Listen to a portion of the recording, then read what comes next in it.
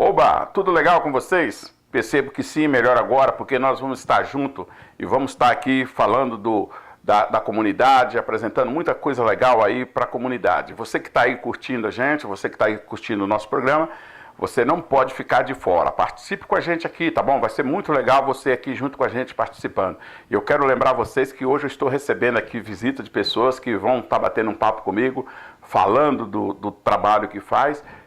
Estou recebendo aqui a visita do vereador, que é o vereador lá do estado no estado de Minas Gerais, na cidade de São Pedro dos Ferros, que é o Vanderlei Magalhães. Oi, Vanderlei, tudo bem com você, Vanderlei? Tudo bem, Dário. É um prazer estar aqui com vocês da TV Trans São Paulo e poder colaborar com esse excelente trabalho. E também a gente está aqui na companhia da doutora Adas, que está aqui. Tudo bem, doutora? Tudo bem, Dário. Obrigado pelo convite. Tudo bem, do vereador? Tudo bem, doutor. É um prazer compor essa mesa aqui com a senhora. Eu que estou apresentando o programa Saúde e Beleza na TV Trans São Paulo, faço parte dessa equipe e hoje quero participar do programa do meu amigo Dário, que eu sei que vai ser um sucesso. Então, legal você que está aí do outro lado, o programa Comunidade em Alerta, que está começando hoje para você, aqui pela TV Trans São Paulo. Eu quero lembrar para você que a sua participação aqui com a gente é muito, muito importante mesmo, tá? Você pode fazer a sua pergunta, tá aqui o pessoal para responder, e hoje está todo mundo aqui querendo dar uma prensa no vereador, saber realmente como que é feito esse trabalho, né, doutora? Precisamos saber, né? Isso aí. Eu vou trazer para a bancada uma pergunta que todo mundo quer saber. A gente está enfrentando uma situação política muito difícil no nosso país e os municípios são atingidos diretamente porque é o lado mais fraco da corda, mas nós temos que eleger os próximos governantes, né?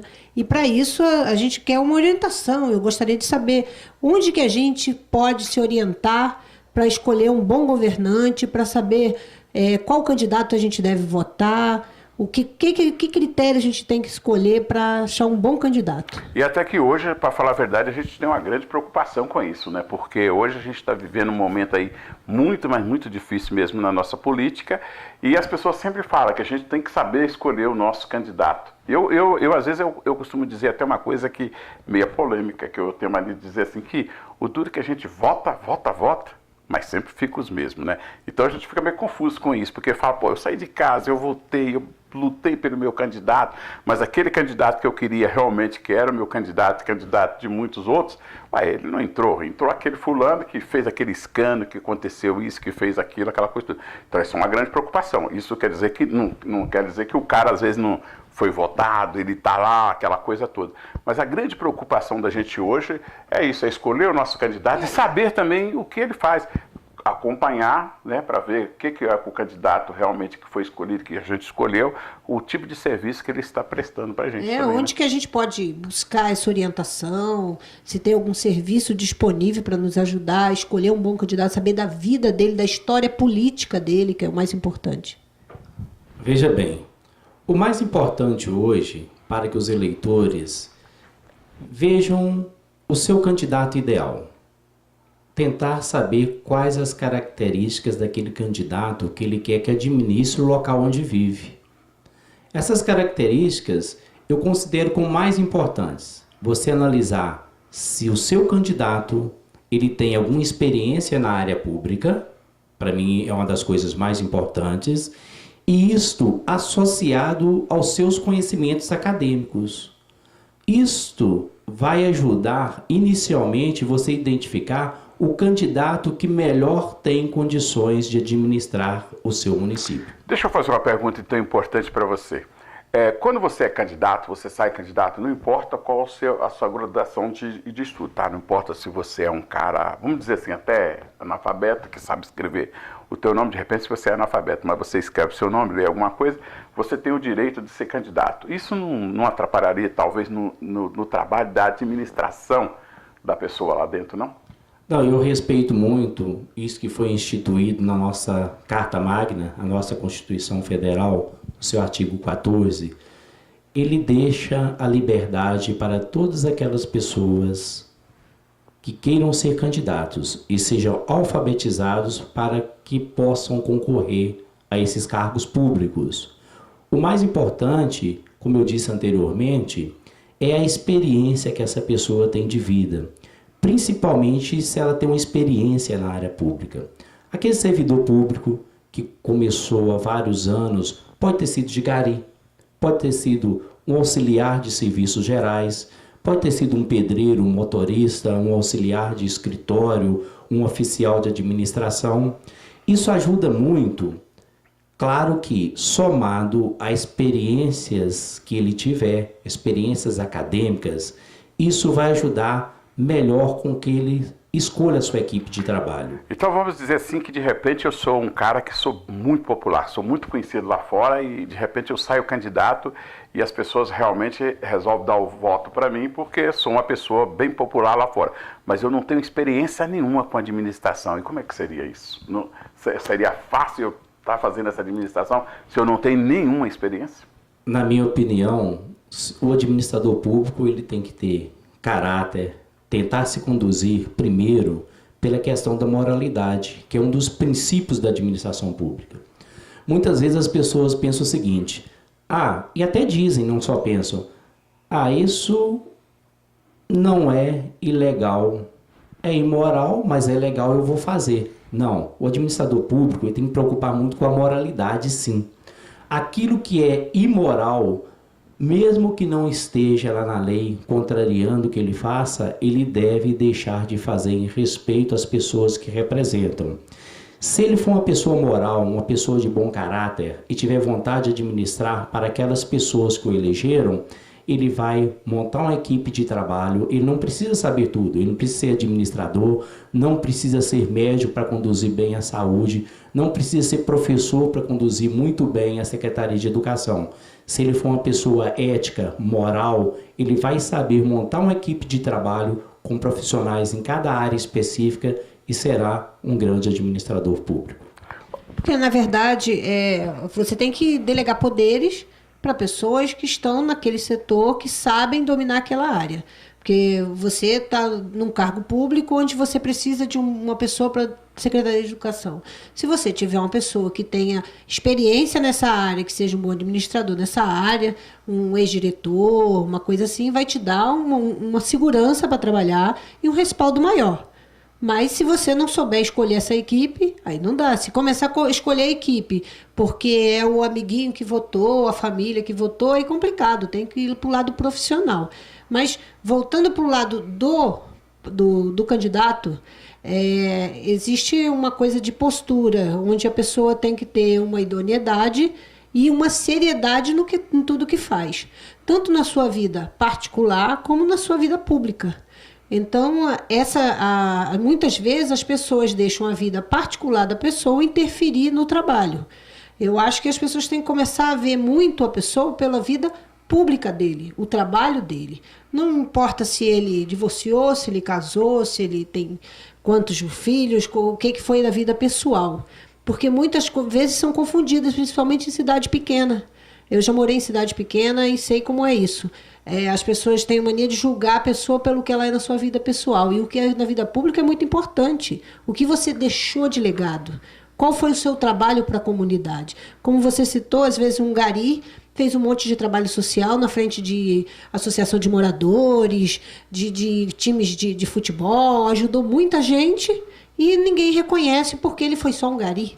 Né? Porque não é nem ninguém importante. Esse lado de olhar o trabalho da pessoa é muito importante e eu fico contente dessa visão de que a pessoa não precisa ter tanta cultura para mostrar tanto trabalho, porque a gente tem tantos governantes aí com tanta cultura e não estão acrescentando nada no nosso país, né? Se for falar em cultura, isso não põe dinheiro na mesa do cidadão, não põe comidinha na barriguinha das crianças, né? O que a gente está vendo é que a gente precisa de gente que trabalha pesado, que tenha vontade, que principalmente tem exemplo de vida. Na sua vida mostrou um trabalho voltado à comunidade, sem interesse próprio, com vontade de fazer o melhor, e isso para mim é o diferencial num candidato.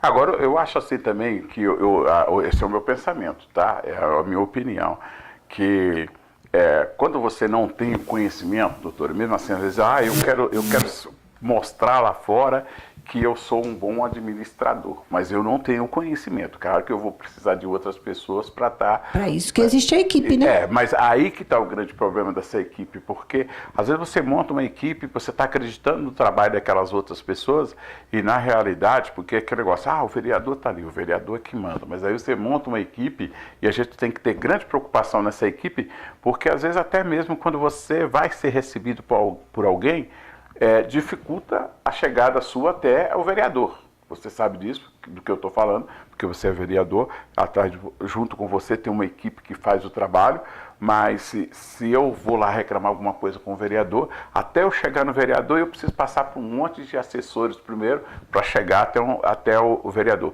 E às vezes, muitas vezes a gente sabe disso, a gente vê por aí afora, as pessoas às vezes tiram da gente essa possibilidade de chegar até o vereador para poder falar realmente com o vereador ou com o deputado.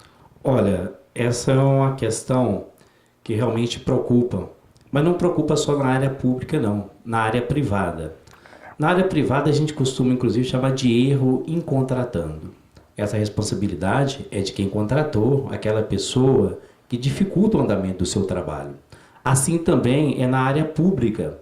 Na área pública, você, como bem disse a doutora, você não vai contratar para ser os seus secretários somente uma pessoa que seja da sua confiança.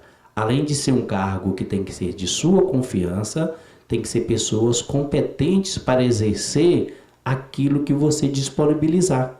Não adianta você simplesmente colocar uma pessoa para dizer, este é meu amigo, eu vou ajudá-lo. Não, aquele amigo seu que você quer ajudá-lo, se ele não tiver a competência para o exercício de um cargo, que na verdade vai servir para toda uma população, você vai ajudar ele de uma outra forma. A pessoa que você vai colocar frente às suas secretarias, para você delegar poderes, tem que ser pessoas que têm competência adequada para aquele tipo de serviço.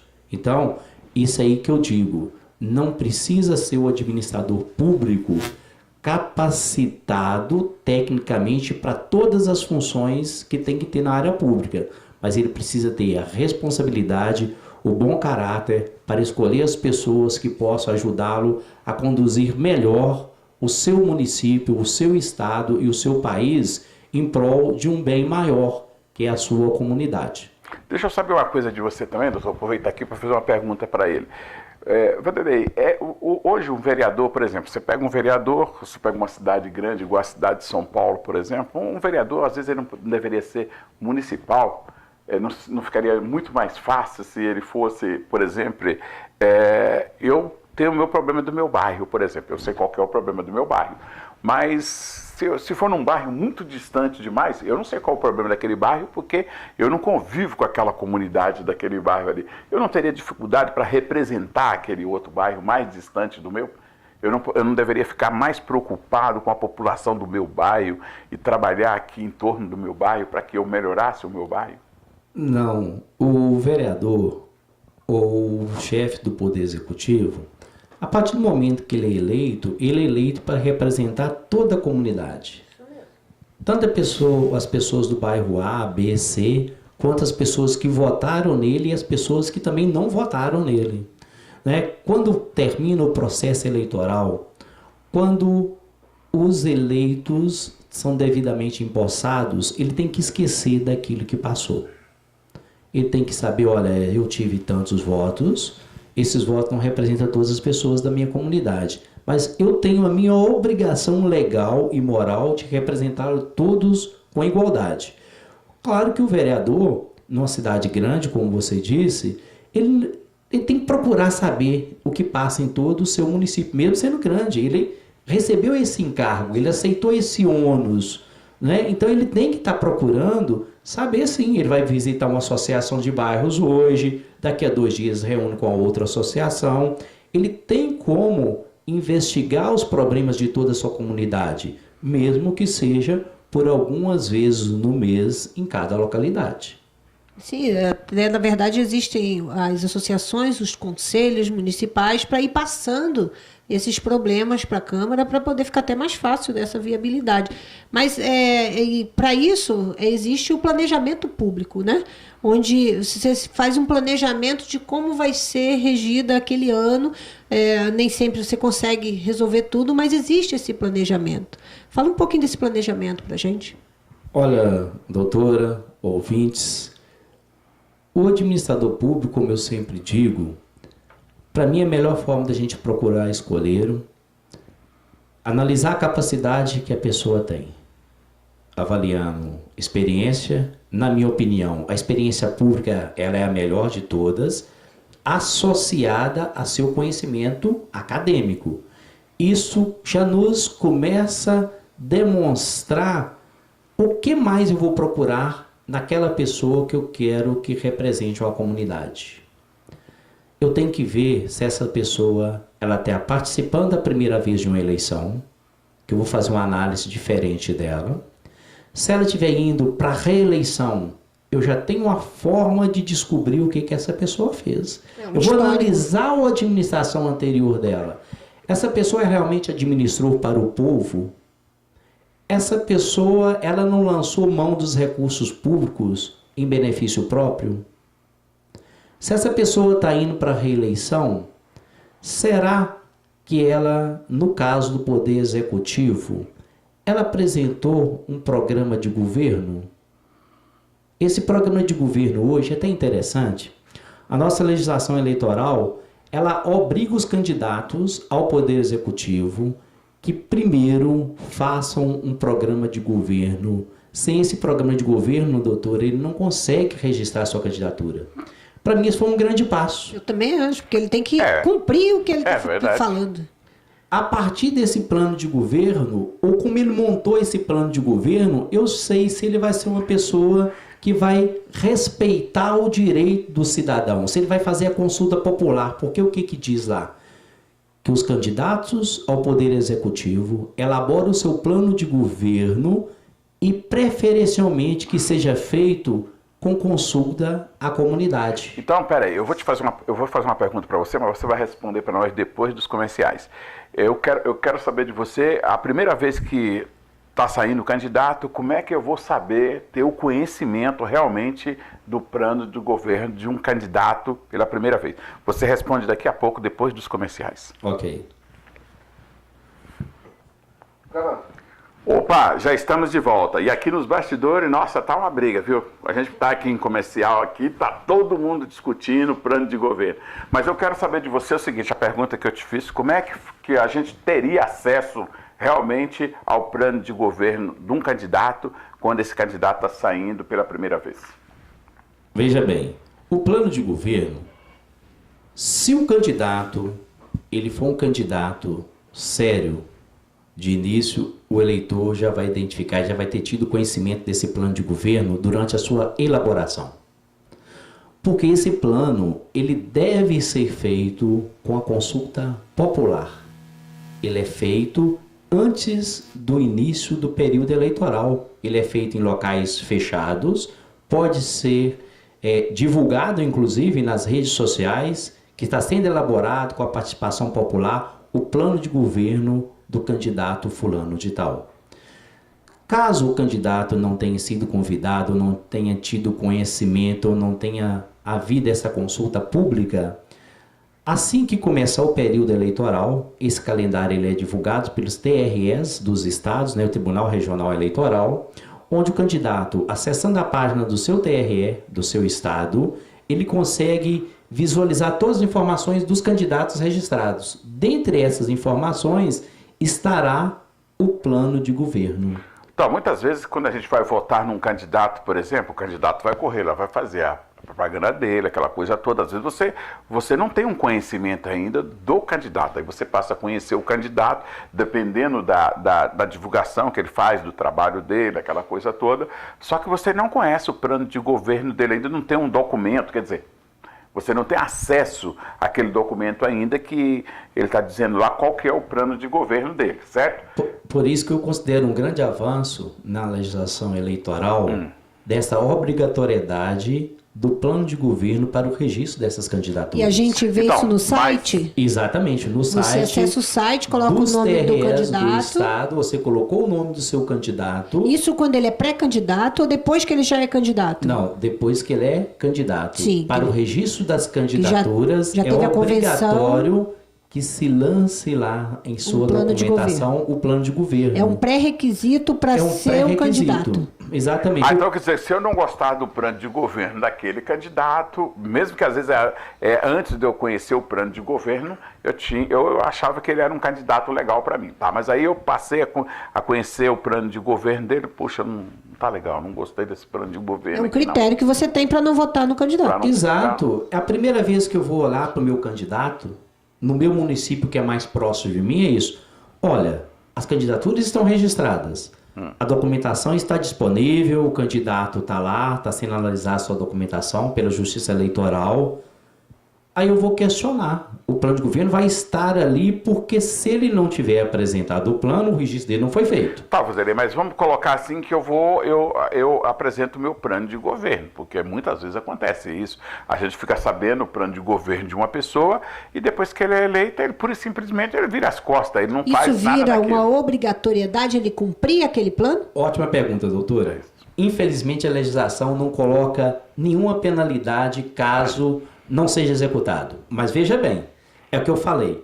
Se você olhou lá no site do TRE, se o seu candidato apresentou um plano de governo, quais as críticas você vai fazer? Primeiro, eleitor, esse plano de governo foi consultado à população do meu município? É possível você saber, em qualquer município. Não foi consultado. Olha, esse candidato, ele não merece muito minha atenção. Não merece Qual o crédito. respeito que ele teve com o povo que ele vai representar? Lá ele coloca as fontes de onde ele tirou aquelas ideias, que foi numa reunião, que foi na consulta pública. Isso ele deveria colocar, mas ele pode não colocar. Ah, sim. A gente tem que investigar isso. Exatamente, seria uma investigação. Você já tem um ponto para investigar. Agora, se ele não fez isso, ele não fez a consulta popular, eu acho que esse é uma pessoa que já não merece muita Tá, mas atenção do eleitor. vamos colocar assim, então, que ele tenha feito tudo isso, então. Que ele tenha colocado, mas ele não cumpre. Porque a gente sabe disso, né? Que quantos candidatos aí que... Então, tô mas dizendo aí a até- gente tem uma arma contra isso ele aí. para a próxima eleição. Isso, mas aí Porque concluindo... a justiça não obriga ele a cumprir o que ele disse. Mas né? concluindo, olha bem, antes nós não tínhamos nada, Dário. A gente não tinha onde começar. Hoje nós temos o início. Para mim, o início é a experiência pública desse candidato, se possível associada a seus conhecimentos técnicos acadêmicos. Segundo, se ele apresentou um plano de governo com a consulta à participação popular. Se ele fez tudo isso, ainda assim, eu tenho que pensar o seguinte, ele consultou a população. Agora, esse plano dele, ele não é um plano acabado. Será que ele vai cumprir com esse plano? Esse é um detalhe, mas eu já passei por todas as outras etapas. Ele tem experiência na área pública, E também ele tem tem que conhecimento saber acadêmico. o porquê ele não cumpriu. Ele fez um plano de governo com participação popular e se ele for do poder legislativo, ele não tem que apresentar esse plano. Isso é obrigado só ao poder executivo. Se ele é um candidato a vereador, como eu vou analisar esse candidato? É candidato de primeira vez? É. O que esse candidato já fez no meu município? Ele já ajudou alguma associação? Ele já foi líder de alguma entidade? Ele já participou de algum conselho municipal ajudando a população? O que de bem que ele já fez para o meu município? Se ele é um candidato de primeira vez. Seja um candidato à reeleição, será que esse candidato ele apresentou algum projeto de lei? Será que esse candidato ele votou alguma lei importante para o município? Será que esse candidato deixou de votar alguma lei porque quem iniciou o projeto de lei ele foi contrário durante uma eleição? Legal, daqui a pouco nós estamos de volta depois do comercial.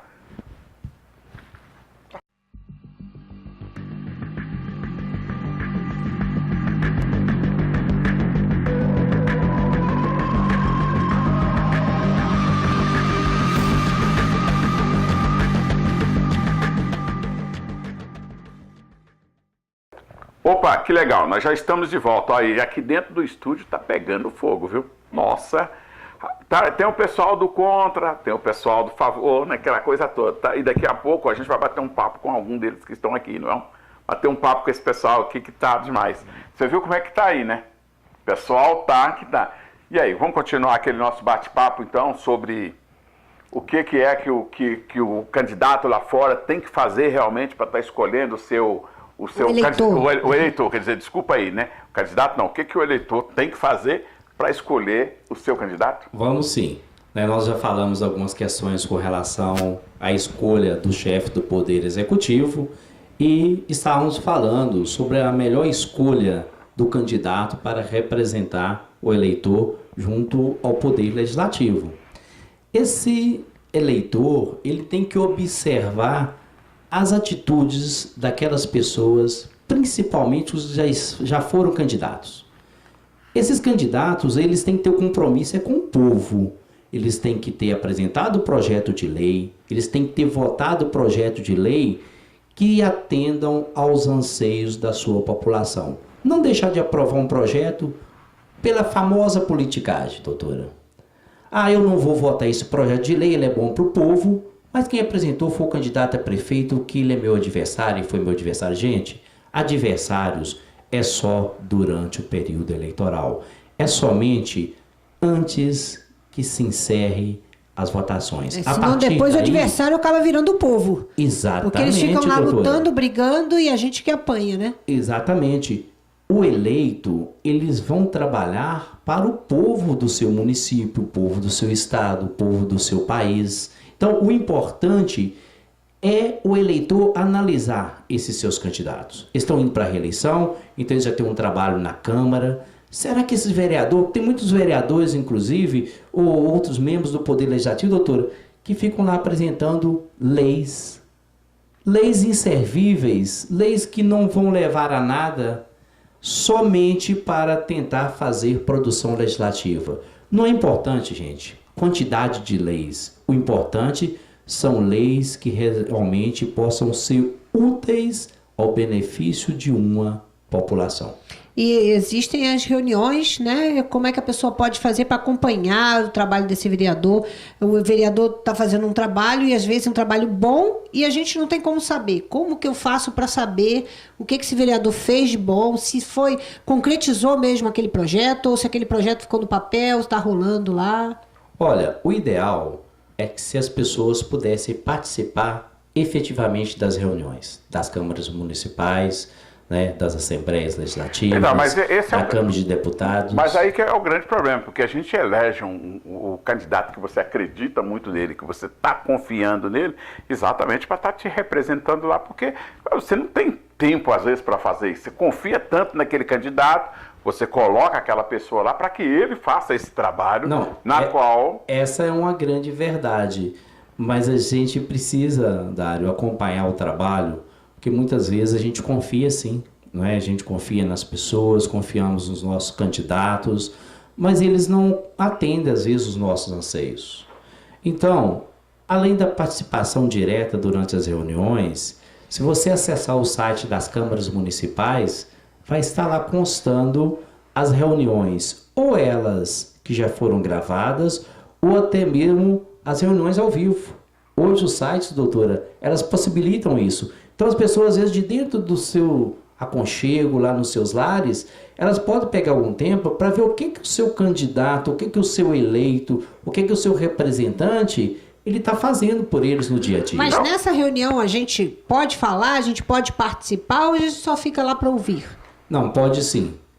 Quando você vai participar efetivamente de uma reunião, você tem que se registrar anteriormente se quiser ter direito à voz. Você comparece naquela câmara, na secretaria, faz um requerimento lá com um profissional, fala, eu, na reunião ordinária do dia tal, eu gostaria de falar sobre este assunto. Isso é permitido. Sim, então você tem que escolher o tema que você quer abordar e você tem direito a falar naquele momento. Mas também esse tema pode ser discutido lá pelos candidatos, olha, não podemos discutir sobre isso pode acontecer, não? Não, uma vez que o eleitor, ele faz o seu registro para falar lá na tribuna, ele vai receber a oportunidade de estar ali e de falar pelo tempo que o regimento daquela Casa de Leis permitir. Então, Vanderlei, mas eu te faço uma pergunta aqui para você. Pelo menos aqui dentro da capital de São Paulo, eu que já tive várias vezes para conversar com um vereador, com fulano, com deputado, com ciclano. Cara, a gente como é uma pessoa pública, a gente sabe que a gente consegue entrar, conversar com ele, mas já vi muitas vezes também o povo tentando conversar com o vereador e não consegue de jeito nenhum nem se aproximar do vereador. Olha bem, Dário. Aí é diferente, você está querendo falar com o vereador. Exato. Eu acho que quando você tem uma moção para fazer, alguma coisa para falar da sua cidade, do seu bairro, você não tem que falar com um vereador. Eu estou falando você tem que falar com a Câmara inteira. Não, doutor, mas eu estou falando porque como um líder de um povo. O vereador, eu posso ter votado nele, mas não é ele que me representa, é a Câmara inteira que me representa. Não é só uma pessoa. Tem que falar na reunião para todos. Eu posso ir numa Câmara, por exemplo, muitas vezes o vereador, que é aquele vereador do bairro que resolve o problema daquele bairro aonde que você está, às vezes você quer conversar com o vereador, levando um problema da sua população. Eu entendi o seu questionamento. Agora, é um dos grandes problemas que a gente tem, não só na área política. Às vezes você procura uma pessoa para falar com ela simplesmente vira as costas, pede para falar que não está naquele local. Aí não tem como você ter essa garantia de ser recebido por qualquer que seja uma pessoa, mesmo um político. Ele deveria te atender. Eu entendi o que você diz. Você chegou numa Câmara Municipal, por exemplo, você quer falar com o vereador fulano de tal. O assessor dele, se for um assessor que ele contratou bem, ele vai te atender. Se olha, o Dário está aí, quer falar com você. Ele vai te receber e você vai colocar a sua preocupação para ele, que ele pode levar isso para a Casa de Leis. Agora, você não tem essa garantia legal de ser recebido. Agora, com relação a você ir na Câmara Municipal, você apresentar o seu requerimento, isso é questão de lei. Eles são obrigados a te atenderem naquela reunião ordinária para a qual você se inscreveu. Está garantido no regimento interno de cada casa legislativa. Que para mim é muito mais válido, porque eu não aceito essa história de vereador de bairro. Porque o vereador não é do bairro, é da cidade. Eu não aceito isso porque tem vereadores que são eleitos direto, todo ano eles estão lá. Pô, e eles são bons porque eles fazem pelo bairro dele. E os outros bairros não merecem trabalho? Eu até acho legal isso que você está falando, porque doutor, tem bairros que são grandes e elegem 2 vereadores. Aí, na minha cidade, que eu moro atualmente, são quase 90 bairros. Vamos ter 90 vereadores? Eu acho legal, doutor, isso que você está falando. Eu não vou citar nem nome de vereadores aqui, mas eu sei que não é assim que funciona isso. Eu sei que muitas e muitas vezes a gente vai debater com o vereador. Porque eles estão trabalhando só para quem votou nele, não para a cidade. Está errado. Mesmo, você foi eleito, você tem que trabalhar para a cidade inteira. Já pensou? A minha cidade, 90 bairros. Eu tenho 11 vereadores. Como que vai ficar aquele bairro que tem poucos eleitores que não tem nenhuma representatividade? Vai ficar jogado? Eu acho que assim... Então, assim, está errado. Tem que mudar essa visão de que vereador é de bairro. Vereador não pode representar um conjunto de pessoas isoladas. Não, mas de seria eleitores. Legal, doutor, até se eles atendessem até os bairros deles, mas na realidade o que está acontecendo muito, não estou dizendo nem todo mundo, mas o que está se acontecendo muito aí é que às vezes não atende nem o bairro deles e nem o bairro dos outros. É por isso que tem que se ter associações de moradores com representantes fortes, para esses representantes irem à Câmara e falar da situação do seu bairro para todos os vereadores da Câmara. Olha, Dário, porque aí sim. É o que eu falei, gente, desde o início do nosso bate-papo. O eleitor, ele precisa escolher bem os seus representantes, isso é feito nas urnas, para que esses tipos de coisas não aconteçam. Para que quando ele precisar ser atendido, o vereador vai estar lá, o deputado também, o senador, não é? Então, isso depende da forma da escolha. Nós temos que procurarmos errar o menor possível na escolha dos nossos representantes. Para isso, é uma pesquisa inicial. Te dá garantia total? Não. Mas se mesmo você tendo tomado todos os cuidados, observou a vida política anterior do candidato, observou o plano de governo do candidato, se mesmo assim, tendo cumprido todos esses passos, depois de eleito ele não te representar, vão ter outras eleições. Essa pessoa, se você fez uma análise crítica, você não vai votar nela. Então, mas se a gente olhar hoje, se a gente olhar a questão da eleição hoje, a gente diria que, vamos dizer assim, que 90% não vão ser reeleitos. Certo? Porque 90% não vão ser reeleitos, até se a gente vê o que está acontecendo hoje com o nosso país. Então, a gente fica magoado, fica chateado, porque a gente sabe disso, você tem lá seu filho, que a gente até olha para trás, eu até costumo dizer para mim mesmo assim, falo, pô, tudo bem, minha geração ela está passando, mas tenho meus filhos, que a geração deles estão vindo, então a dos meus netos também. Então, o que a gente fica mais triste, o que a gente fica chateado é porque você fala assim, ó, vem um plano de governo, você vai lá, fiscaliza o seu candidato, você escolhe o seu candidato direitinho, você vota no seu candidato é eleito, aí de repente a vontade dele de trabalhar, de representar o povo é muito grande, mas atrás disso tem um partido que depois não deixa, tem um monte de coisas que acontecem lá que não deixa, e a gente que está aqui, que é o cara que votou, que escolheu o nosso candidato, porque eu costumo dizer assim, poxa vida, o candidato, ele foi eleito, ele teve uma votação grande pra caramba, quando ele chega lá para representar o que seja o município, que seja o estado, ele não consegue de maneira nenhuma fazer o trabalho que às vezes ele gostaria de fazer. Olha, Dara, essa é uma crítica que às vezes ela é mais até mesmo pessoal. Eu vejo o político da seguinte maneira. Será que às vezes ela é pessoal mesmo, porque você está falando diferente como político? Não, você é um vereador. É pessoal porque eu sou vereador, mas eu elejo o meu deputado, eu elejo o meu presidente. E quando eu elejo o meu deputado, eu elejo o meu presidente que vão me representar, eu de todo o meu coração eu acredito neles. Eu acho que a primeira coisa que nós temos que fazer é nós acreditarmos naquelas pessoas que a gente escolheu para nos representar. Agora, eu posso escolher errado. Então, mas aí a gente escolhendo errado, eu não vou votar nessa pessoa novamente. Você entendeu, doutor? Não vou votar agora. Mas é estranho que eles vivem ganhando, né? Não, e outra coisa maior ainda, vota, mas eles vivem ganhando. E outra coisa maior então, porque então o país inteiro, o Brasil inteiro está errando, porque então é como disse aquele velho ditado, o Brasil não sabe votar, porque a gente está tão chateado com os candidatos que a gente coloca lá, porque a população vai para a rua, luta, batalha, escolhe o seu candidato. Poxa, mas não está dando certo para nenhum deles. Ninguém está fazendo nada com nada. Assim, Nós acho estamos aqui falando, mas... Eu acho que para o executivo está ruim para a gente votar, porque ficou um grupo muito restrito de quem eu voto agora. Né? Porque os grandes que eram acreditados estão cada dia mais desacreditados. Agora, para o legislativo está pior ainda. Porque a vontade que a gente tem é jogar uma bomba lá na Câmara e sumir com aqueles deputados. Você imagina, eu tô com dó, porque eu fico pensando, gente, o que a gente vai fazer na hora de votar? Porque se está difícil votar para presidente, imagina para deputado. Olha, doutora, eu acredito, igual eu falei, eu acredito na classe política. Eu acredito nos eleitores. Eu também acredito, porque nós somos obrigados a acreditar porque está lá. Eles têm que realmente... O que vem acontecendo é o seguinte, não é só no meio político, né? Não. Que tem más pessoas. Nós temos más pessoas em tudo, em então, qualquer outra área. Infelizmente. Agora, o que nós não podemos deixar acontecer... Às vezes é sermos simplesmente influenciados por uma mídia. Sim, porque a gente está discutindo aqui quais são as responde. Características, Dário, do bom candidato. Se nós, como eleitores, nos fizermos essas perguntas, esses questionamentos, certamente nós vamos conseguir, gente, representantes que possam nos atender e atender bem. A gente conhece pessoas aí, a gente conhece pessoas aí que dizem assim, ó, doutora, eu fui eleito, quando eu cheguei, eu não mandava nada, eu peguei meu paletó e fui embora. Tem um que até diz assim, muitas vezes ele fala, poxa, eu não voltei nem para buscar o meu paletó, que ficou lá, porque não valia a pena, mas eu estou querendo dizer assim para você, como você acabou de dizer agora há pouco, eu preciso acreditar no candidato? Acredita no candidato, você precisa e acredita no candidato.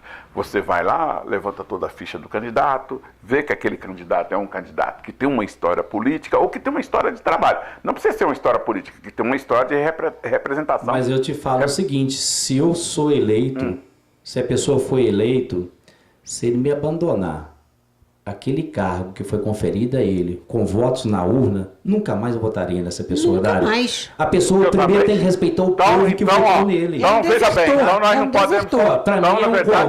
Para mim é um covarde, qualquer eleito que abandone o seu cargo, porque existem pessoas onde ele está... que acreditou nele. Que não respeita o trabalho dele. Então, vou dizer uma coisa. Então, olha bem, para mim, as pessoas que são eleitas e abandonam o seu cargo, porque chegou lá e viu pessoas que não são pessoas idôneas, Para mim, quem abandonou o seu cargo, ele é mais covarde do que aqueles que ali estão. Não, Isso concordo contigo, eu concordo contigo, mas agora eu vou dizer, me mostra candidato, então, me mostra, doutor, e você sabe muito bem disso, o problema é que nós estamos atravessando agora. Mostra em que candidato que se deve votar aí hoje, que é digno do nosso voto hoje. Não tem ninguém. Por isso, a eleição não é amanhã. Essa é a pura verdade. A eleição não é amanhã. A partir de hoje, a gente tem que começar a escolher o candidato, meio em cima da hora. As pessoas chegam em cima da hora, eu não sei nem quem vou votar. Exatamente. Nós vamos escolher, gente, os candidatos da forma que nós estamos falando. Vamos procurar investigar os nossos candidatos.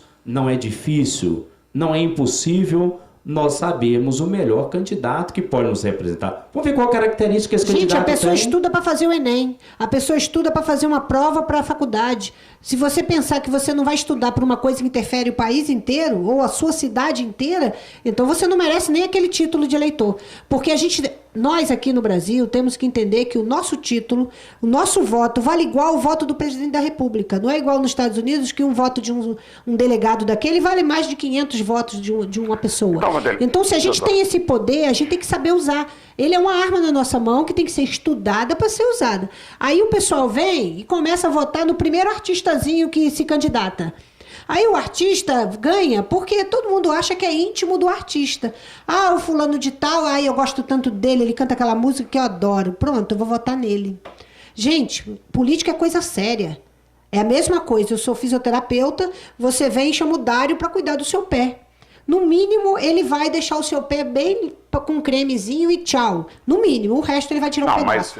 Então, cada um do seu quadrado. O político tem que trabalhar na política há muito tempo, ser estudado, ser avaliado. Não, mas eu fiz essa pergunta para o Vanderlei lá no começo do nosso diálogo, eu fiz essa pergunta, você não concordou comigo. Você disse que não, que o político, e eu também concordo contigo, tá? Não é que eu não concordo. Que eu te perguntei para você se o político realmente teria que ser um profissional da política. Não, mas a doutora falou, que o político ele não tem que ser estudado, ele não tem que estudar, ele tem que ser estudado tem que ser na política. Isso. A pessoa tem que ser estudada. Eu não digo que a pessoa tem que ser acadêmica. Olha, eu volto a reiterar aqui o que eu falei no início. Tem que ser acadêmico, ele tem que estar dentro daquela vida política. Eu acho que a primeira coisa que o político tem que fazer, doutora, ele tem que respeitar as leis. Na nossa Carta Magna, Dário, a nossa Constituição da República, em seu artigo 14, ela diz o seguinte: e tem que se respeitar o cidadão, porque de repente ele não teve a mesma oportunidade que eu tive de estudar. Ele não precisa ser formado, ele não precisa ser graduado, para ser candidato, ele basta ser alfabetizado. Para mim, se ele é alfabetizado, ele é uma pessoa idônea, para mim ele tem condição de administrar todo um país, todo um estado, todo um município. Para mim, essa pessoa, ela precisa ter essa oportunidade e coloquei no início. Primeira coisa que eu analiso num candidato, doutora, eu particularmente, eu vou lá ver se ele tem uma experiência pública. Isso se ele tem uma experiência pública, Dário, eu sei que ele tem uma facilidade de me representar. Depois eu vou ver a questão do conhecimento técnico acadêmico dele, que vai melhorar ainda mais as suas características. O cara nunca foi presidente nem do clube da escola, nunca soube direcionar nenhum grupo, nunca participou de uma reunião de associação de moradores, nunca procurou saber nada do seu bairro, nunca participou nem de um bingo beneficente. Esse cara quer ajudar a comunidade. Então nós estamos voltando naquela conversa de novo. Ele tem que saber. Porque, na verdade, Dário, você tem que. O cara que é ser vereador não sabe nem o que o vereador tem que fazer. Então, mas aí, doutora, nós estamos de novo naquela conversa que eu disse. Peraí, nós estamos de novo naquela mesma conversa que eu disse assim, muitas vezes você está num cargo e você não sabe, você está ali, mas você não tem nenhum conhecimento daquele cargo. Não, isso você falou de cargo você disse assim, pera um pouquinho. De equipe. Não, mas até porque a gente precisa ver isso aqui, dizer da seguinte maneira, quando a doutora disse assim, você está aí votando num cara porque ele é artista, mas muitas vezes o artista pode ter o conhecimento de política. Não é verdade? Porque a política, na realidade... o que a doutora disse foi o seguinte, você não vai votar simplesmente no candidato... A doutora vai entender também. Ele é artista. Exatamente. Nós estamos aqui para... Como eu dei um exemplo. A pessoa se tocou com o artista porque ele toca uma música que ela gosta. Doutor, não porque é um artista que trabalha para a comunidade. Mas nós estamos aqui para discutir realmente esse caso, né? Não é verdade? Então, mas tem vários artistas mas deixa eu explicar um pouquinho. Que ajudam, que tem trabalhos comunitários, que tem um monte de coisa. Nós temos vários artistas, vários jogadores, que tem escolinhas. Que tem históricos. Nós temos vários apresentadores de programas que eles têm lá o seu serviço social. Essas pessoas estão engajadas eles estão publicamente. engajados nas questões de políticas públicas. Por isso que eu estou dizendo isso. Que se eles tiverem um conhecimento acadêmico ótimo, vai somar, mas se eles não tiverem, inicialmente eles já seriam um candidato que eu começaria a olhar com bons olhos para poder me representar. O que mais eu viria nesse candidato? Volta até a ser repetitivo. Vou saber se esse candidato, ele já foi candidato anteriormente, se ele aprovou bons projetos, se ele apresentou só projetos, só mesmo para poder fazer produção legislativa, projetos que não têm nenhum valor, porque muito candidato, ele é o seguinte, muito candidato, eles fazem programas de governo, Dário, e muitos eleitos, eles apresentam projetos de leis em quantidade. Nós não precisamos de quantidade de leis. Leis, nós temos várias leis boas. O que nós precisamos é que elas sejam executadas, que elas sejam cumpridas. Se você for aquele candidato que você faz um monte de leis, mas que as suas leis nunca são aprovadas, porque a gente vê isso, tem várias pessoas aí que ele não consegue ter um projeto dele aprovado. Ele chega lá e o projeto dele é vetado. Mas será que são bons projetos? São viáveis? Não, às vezes dentro de uma realidade? Projeto maravilhoso. Plausível? Eu tive a oportunidade de conhecer projeto de pessoas aí maravilhosos. Projeto que você fala, porra, o Brasil, o país precisa disso.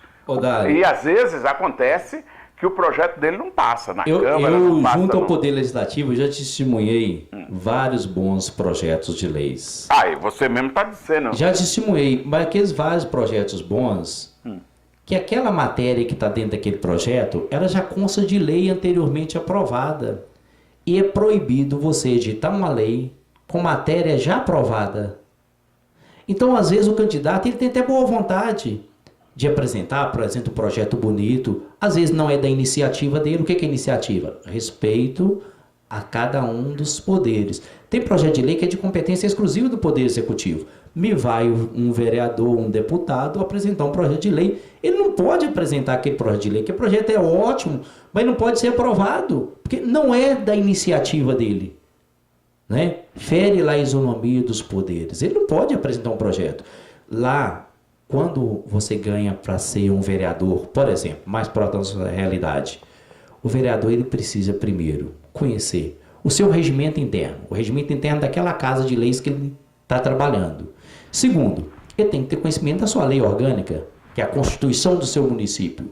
A partir daí, ele vai saber o que ele pode propor, o que é da iniciativa dele e o que não lhe pertence. Sim, se é plausível o projeto, né? Se é viável, se cabe naquela cidade, se cabe naquele momento o que está vivendo. Mas é aí que a gente cabe até na finança, mas é aí né? que nós temos que estar sempre discutindo esses projetos, né? Como que seria, se esse projeto pode ou não. Mas daqui a pouco nós estamos de volta, depois dos nossos comerciais.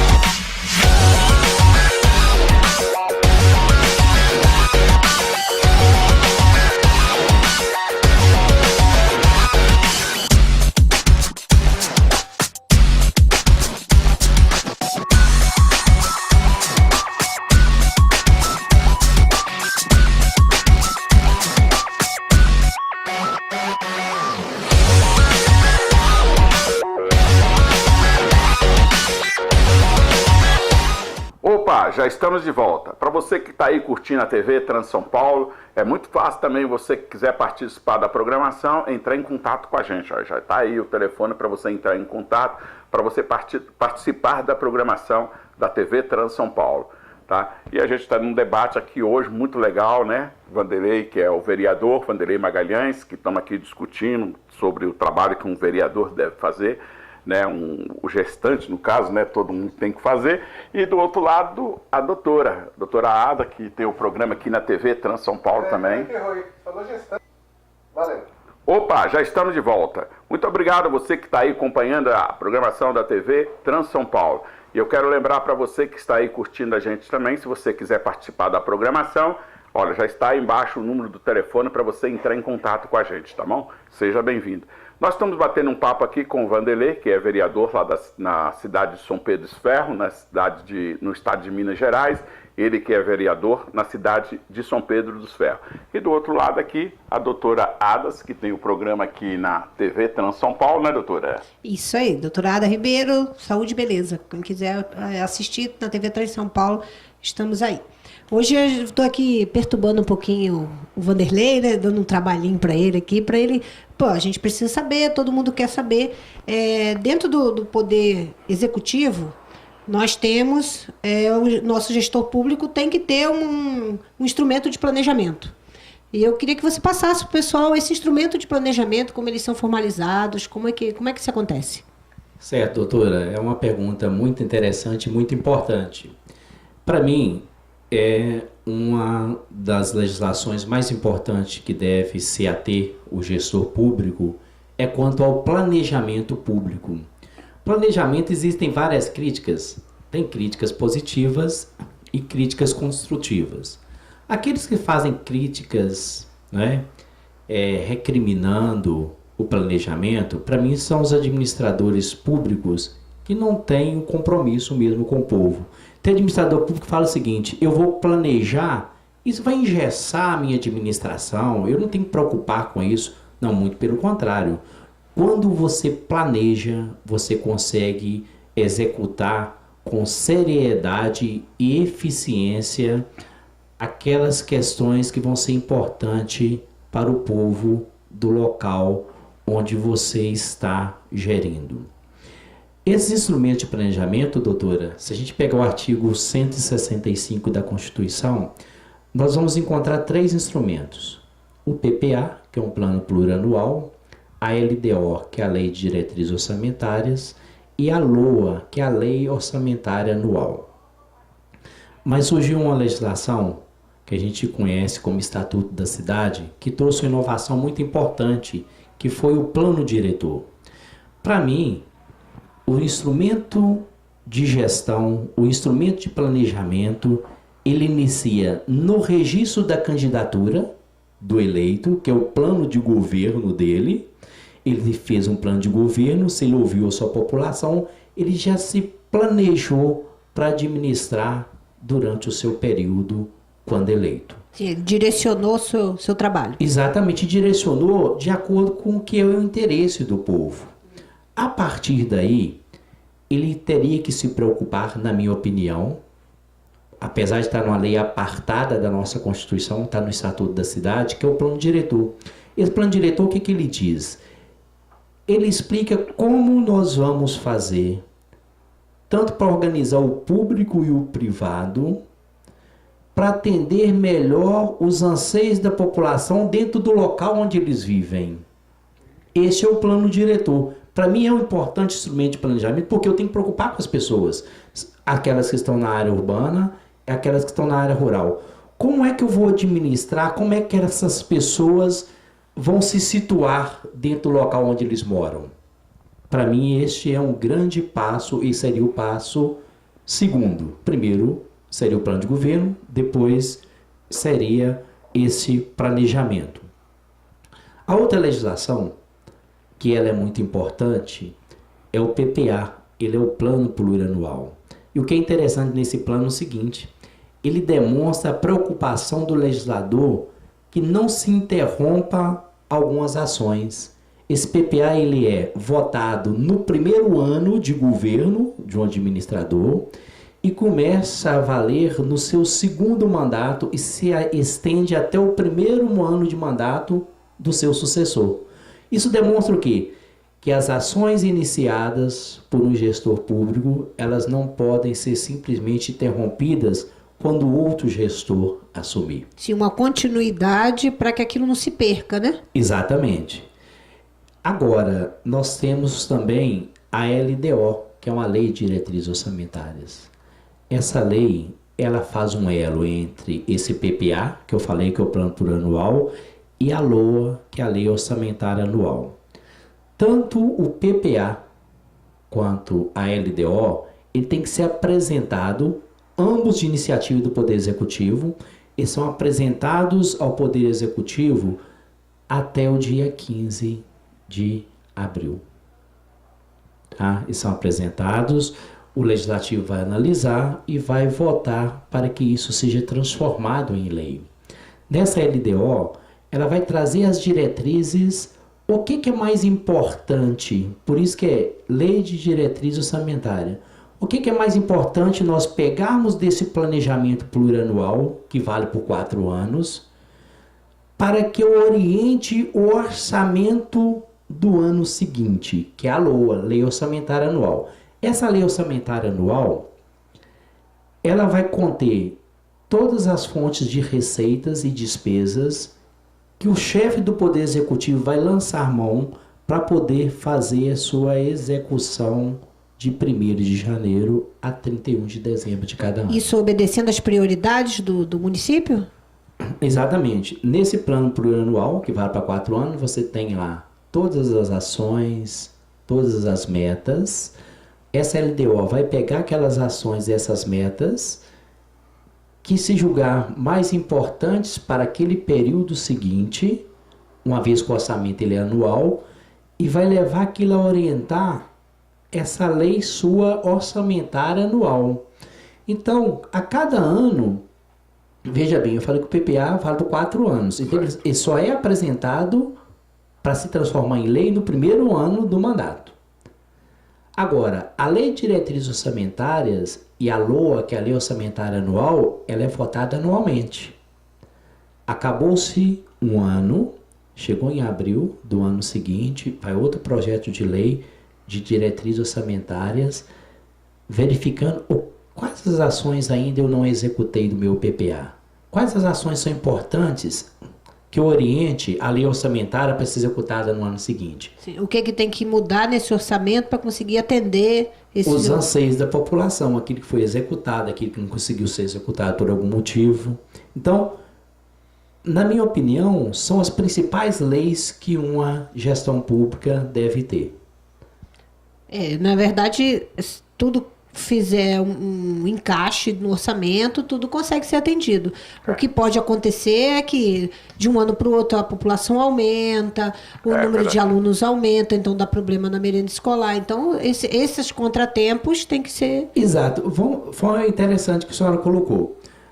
Eu falei que o PPA ele é para 4 anos. Sim. Mas vamos supor que surja uma inovação, que aconteça algo que a gente não conseguiu prever. Como teve a inclusão, de repente, dos alunos especiais nas pode escolas. acontecer. Então, o PPA ele não é um plano acabado. Apesar dele ser para 4 anos, em toda a época que nós formos elaborar a LDO, que é anual, a Lei de Diretrizes Orçamentárias, tem que seguir para o Poder Legislativo até o dia 15 de abril de cada ano. Naquela mesma ocasião, eu posso rever o meu PPA e posso promover as devidas alterações. Exatamente. Então, mais importante para o administrador público, para mim, são essas leis. Tá? São as leis de planejamento, porque é planejamento que a gente consegue fazer acontecer. Na verdade, isso para a vida da gente, né? Se você não planejar como vai ser a sua vida, você no final do ano... Na verdade, a gente planeja, no final do ano não dá nada certo. Imagina no governo. Não deve ser muito fácil, né? Porque tem sempre os imprevistos, né? Na verdade, tem alguma coisa que proteja o município, por exemplo, de uma enchente, de uma catástrofe, que dentro dessa lei que você possa mobilizar isso? Mudar esse orçamento? Olha... Como eu disse, né, se acontecer um enchente, um infortuito qualquer, nós podemos fazer essas devidas alterações. Se essa ação não tiver sido contemplada, né, no PPA por ocasião da sua aprovação, que é no 1º ano do mandato, a gente pode estar fazendo essas inovações, essas alterações, por ocasião da Lei de Diretrizes Orçamentárias do ano seguinte. E os projetos, por exemplo, você tem um projeto novo, normalmente esse projeto só entra para o próximo ano, né? o orçamento para esse projeto só entra para o próximo ano. Nada que não esteja contemplado dentro do plano plurianual e direcionado na lei de diretrizes orçamentárias, suportado, que tudo é uma sequência, na LOA, Lei Orçamentária Anual, não poderá ser executado se não devidamente contemplado. Muito bom, é bom saber que está tudo enganjado. Na teoria, isso é muito legal, vamos ficar fiscalizando para ver se na prática isso acontece, né? É isso aí que eu quero chegar no ponto que ótimo essa questão de fiscalização. Essa questão da fiscalização é uma muito coisa importante, porque vamos considerar que tem uma ação, ela está devidamente prevista, né, no PPA, tá ali a Lei de Diretrizes Orçamentárias, entendeu que aquela lei ela é mais importante para aquele orçamento do ano seguinte, e que nós começamos a executar o orçamento. Chegou em 1º de janeiro, eu tenho lá uma dotação orçamentária, vamos colocar para aquisição de material escolar. Eu tenho uma dotação de R$100 mil, por exemplo, mas aumentou a quantidade de alunos, eu já esgotei os R$100 mil. O prefeito pode continuar comprando? Não, o prefeito não pode continuar comprando. Ele tem que mandar uma lei para a Câmara Municipal pedindo autorização para ele poder suplementar aquele orçamento. Aí você chegou num ponto que eu quero perturbar você como vereador, porque eu tenho certeza que muita gente vota e não sabe o que o vereador tem a obrigação de fazer, quais são as metas que o vereador tem que alcançar na Câmara, o que ele faz por nós, qual o trabalho do vereador na Câmara? Olha, doutora, o trabalho principal do vereador, né, de todos os membros de qualquer dos nossos poderes legislativos, eu digo sempre o seguinte, em síntese, os nossos representantes no poder legislativo, eles têm que nos representar. Nos representar de que forma? Representar com seriedade, né, atendendo os princípios da administração pública. E eles não têm, as atividades, elas, na minha opinião, elas são até simples. Para mim, os legisladores, eles têm 4 funções, que eu classifico como a principal, na minha opinião, seria a função legislativa dele, é uma atividade legislativa. Nessa atividade legislativa, o que ele vai fazer? Ele vai elaborar projeto de lei, ele vai votar leis encaminhadas pelo chefe do Poder Executivo, ele vai avaliar se aquelas legislações elas são compatíveis com o seu município. Isso está dentro da atividade de legislar. Além disso, tem uma atividade para mim que é muito importante, a fiscalização do Poder Executivo. Como fiscalizar o Poder Executivo? Ele pode pedir ao chefe do Executivo que apresente para ele algumas informações. Ele pode ir lá naquela obra que o chefe do Executivo está fazendo, verificar se aquela empresa que está fazendo a obra realmente ela ganha uma licitação, se ela está correta, se o material que ela está utilizando é um material de qualidade. Isso é questão de fiscalizar. Além disso, tem uma função muito importante que eles falam o seguinte, o vereador ele não pode dar opinião na administração pública. Não, realmente o vereador ele não pode fazer ingerência no Poder Executivo em respeito à separação dos poderes. Ele realmente não pode fazer ingerência, não. Mas ele pode assessorar o chefe do Executivo fazendo indicações, fazendo requerimentos. As indicações é o seguinte, eu estive visitando uma rua e vi que essa rua está sem calçamento. Fazer calçamento vai ter custo. Então o vereador fala, vou indicar ao prefeito que calça a rua tal. Às vezes o prefeito não teve conhecimento. Uma sinalização, né, dos problemas. Uma sinalização é uma indicação. E um requerimento, assessora o prefeito, mas olha, prefeito, existe uma lei aqui, você não estava no momento quando essa lei foi criada, às vezes você não tem conhecimento, mas essa lei fala que o chefe do executivo tem que fazer isso e não foi feito. Providencie isso aí pra gente o quanto antes, vai ser bom para o município. Tá, mas deixa eu te fazer uma pergunta então. A pessoa que está lá fora, ela que está nos assistindo agora, ela pode fazer essa cobrança para o vereador, para que o vereador possa fazer essa cobrança do prefeito? Tanto pode quanto deve, né? Deve procurar lá o seu representante na Câmara e falar, olha, ouve, meu vereador, nós tivemos esse problema e faz um requerimento para o prefeito para nos atender. E a última função que para mim é muito importante do vereador é a função julgadora. O vereador é ele quem julga as contas do seu chefe do executivo. É ele que pode fazer, inclusive, a cassação de mandato se aquele chefe do executivo ou um companheiro do legislativo tiver agido com alguma improbidade administrativa. Legal. Bom, você que está aí curtindo a nossa programação, você também que quer participar do nosso programa, o telefone está aí para você entrar em contato. Nós tivemos um bate-papo aqui muito legal com o Vanderlei, que veio lá do estado de Minas Gerais, da cidade de São Pedro do Serra, para bater esse papo com a gente, e vai estar aqui conosco uma vez por mês, é isso mesmo? Então, beleza, vai estar aqui com a gente. Doutora, obrigado pela sua participação. Eu que aqui com a gente. agradeço o convite, estou à disposição. Vanderlei, muito obrigado a você também pela sua participação aqui com a gente no programa, e mês que vem estamos de volta com você aqui. Eu agradeço, né, a oportunidade, podem contar comigo.